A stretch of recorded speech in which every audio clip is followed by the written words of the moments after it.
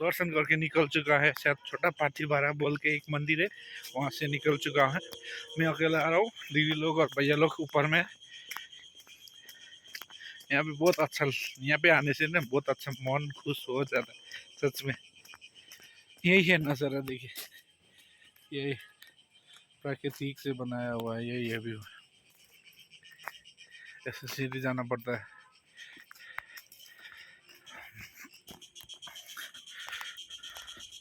बाकी बात ये ऊपर से जाना पड़ता है, देखिए ये नीचे से आना पड़ता है, ये ऊपर से जाना पड़ता है ना, ये बहुत ऊपर जाना पड़ता है।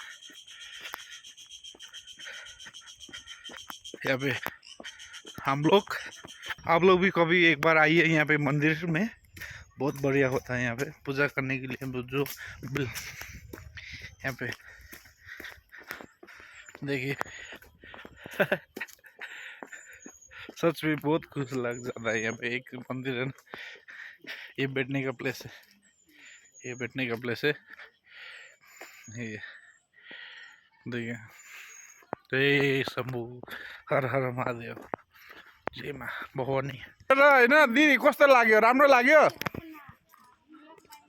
आदि हाम्रो दिदीहरू मोरङबाट आउनु भएको अरे दर्शन, माताको दर्शन गर्नुको लागि होइन। पुरा दिदीहरू ग्रुपै छ। दिदी त कुद्दै आउँछ, झन्डै लडे पनि दिदी।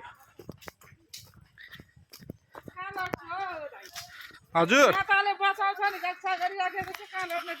त्यही त माताले बचाउँछ नि होइन। यहाँ त्यही नि गल्यो ओऱ्यो उकालो हेर्नु हुँदैन होइन, माथि हेर्नु तल हेर्नुपर्छ फर्किँदाखेरि। यहाँनिर त दामी छ। आमाले चाहिँ नि जे गरे, माताले जे गरे सब गरिदिन्छ नि। आइपुग्यो यहाँ, दिदीहरू मोरङबाट आउनु भएको छ अरे। हाम्रो दिदीहरू त मोरङबाट आउनु भएको। के भन्नुहुन्छ दिदी, के भन्नुहुन्छ अरूजना आउनेहरूलाई?